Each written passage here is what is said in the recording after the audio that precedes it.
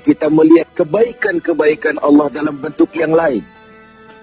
Bahwa kita diberikan harta yang banyak, itu kebaikan Allah.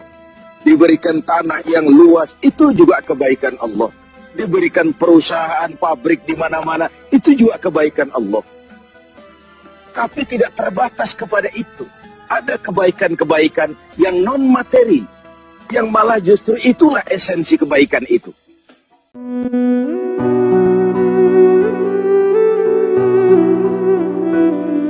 Seringkali kebaikan Allah itu kita pandang dari sudutnya yang materi.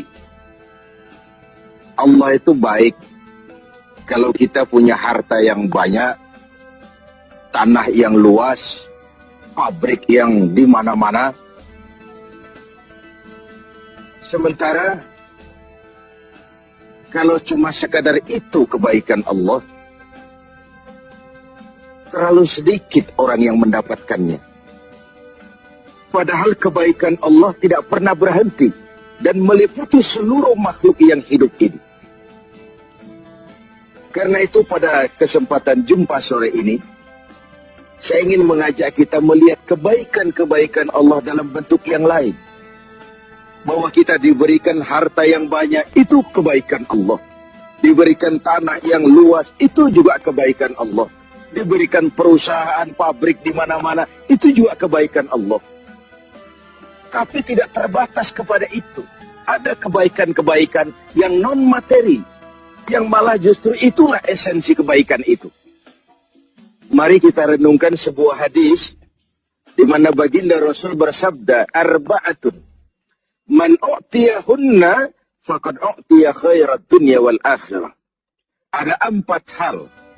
Siapa yang oleh Allah diberikan keempat hal ini, sungguh dia telah diberikan kebaikan dunia dan sekaligus kebaikan akhirat.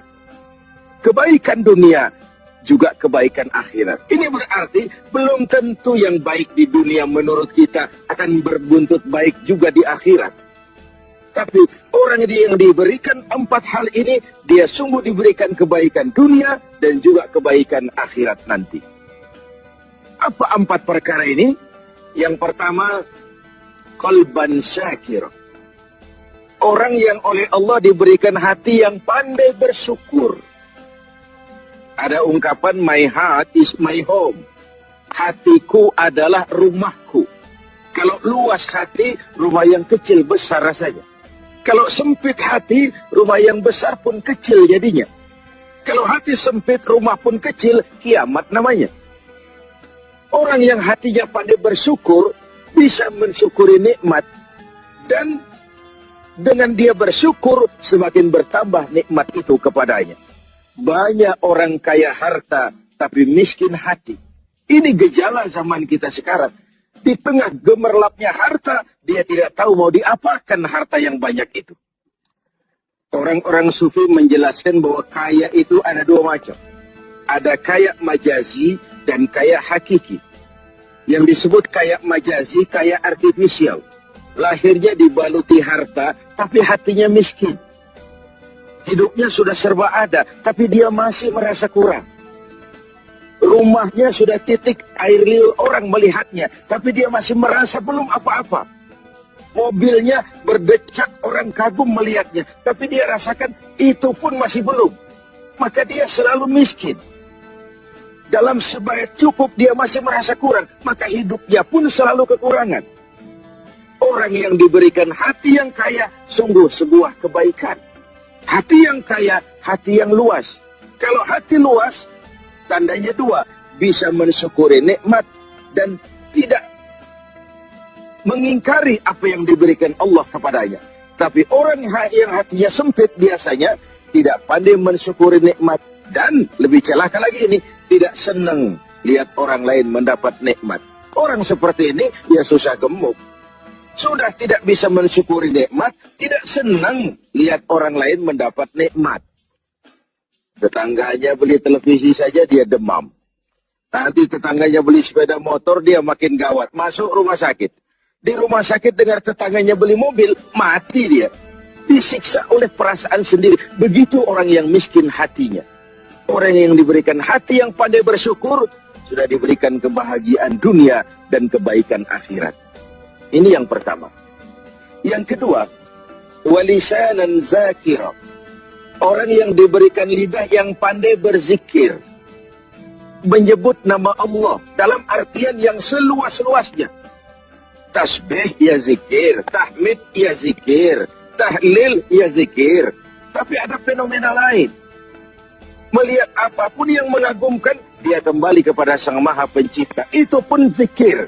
Melihat semesta jagat raya, melihat bintang gemintang bertaburan di angkasa, melihat lautan luas terhampar biru membentang, melihat gunung tinggi menjulang ke angkasa, semuanya mengingatkan dia kepada Allah. Itu pun zikir.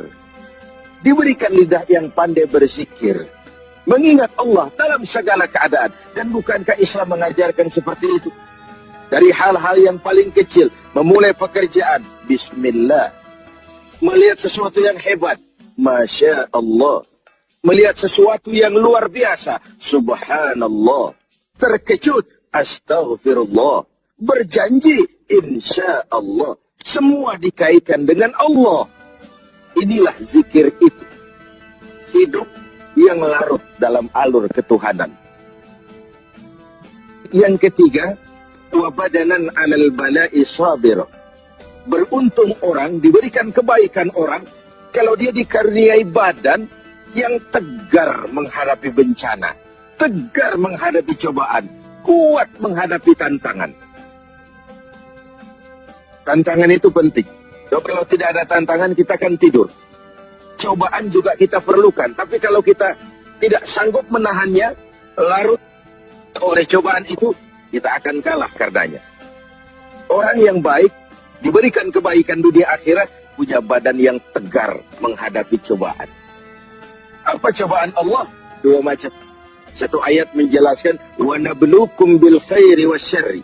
Kami akan coba, kami akan uji kamu dengan yang baik dan dengan yang tidak baik, dengan yang enak dan dengan yang tidak enak, dengan yang menyenangkan dan dengan yang tidak menyenangkan. Bukan cuma sakit cobaan itu, sehat pun ujian. Bukan cuma miskin ujian, kaya pun cobaan. Bukan cuma tidak punya jabatan cobaan, naik pangkat pun ujian. Kita nih yang namanya ujian kan yang tidak enak saja. Kalau sudah sakit, ya Allah, sedang diuji. Sehat, lupa daratan. Miskin, ujian. Setelah kaya, lupa bahwa itu juga ujian. Fenomenanya apa? Banyak orang lulus ketika diuji dengan kemiskinan, tapi gagal berantakan setelah diuji dengan kekayaan. Ketika miskin dia hamba Allah, setelah kaya dia pindah menjadi hamba harta. Belum pernah ada orang datang mengeluh, Pak Ustadz, saya sedang diuji oleh Tuhan. Kenapa Pak? Uang saya sedang banyak. Belum pernah. Kalau sudah bangkrut, miskin, baru merasa diuji. Bukankah sejarah syarat dengan contoh? La nufarriqu baina ahadin min rusuli. Kami tidak membeda-bedakan para rasul. Tidak ada rasul yang dianak emaskan. Semuanya diuji, semuanya ditempa, semuanya digembleng. Semuanya tegar seperti batu karang di tengah samudra. Walau tiap hari dihempas ombak, dihantam gelombang, dia tetap berdiri dengan tegar. Begitulah orang yang diberikan kebaikan oleh Allah.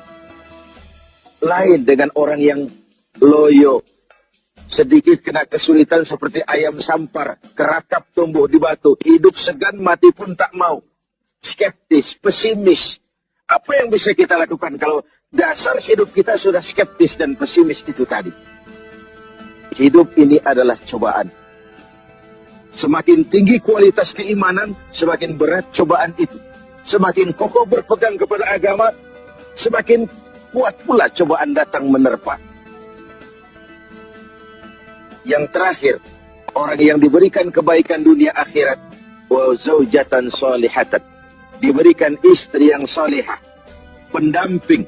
Tidak ada suami bisa sukses jadi apapun dia tanpa peran serta dan dukungan istrinya. Itu sebabnya baginda Rasul menikah dengan Sayyidatuna Khadijah. Apa yang jadi pertimbangan beliau? Mengawini seorang janda yang umurnya 15 tahun lebih tua pula dari beliau. Kalau sekadar memperturutkan hawa nafsu, mestinya tidak Khadijah yang dipilih oleh baginda Rasul. Mestinya, kalau istilah kita sekarang cari ABG saja. Tapi jelas baginda Rasul bukan cuma sekedar mencari istri, beliau mencari seorang pendamping. Apa bedanya ini? Tiap perempuan bisa jadi istri, memang. Tapi tidak tiap istri bisa jadi pendamping. Itu dibuktikan dalam sejarah. Orang lain belum beriman, Khadijah iman.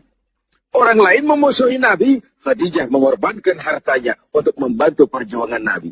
Saat Nabi terkena kesulitan, Khadijah tampil jadi penghibur. Khadijah tampil jadi pembela.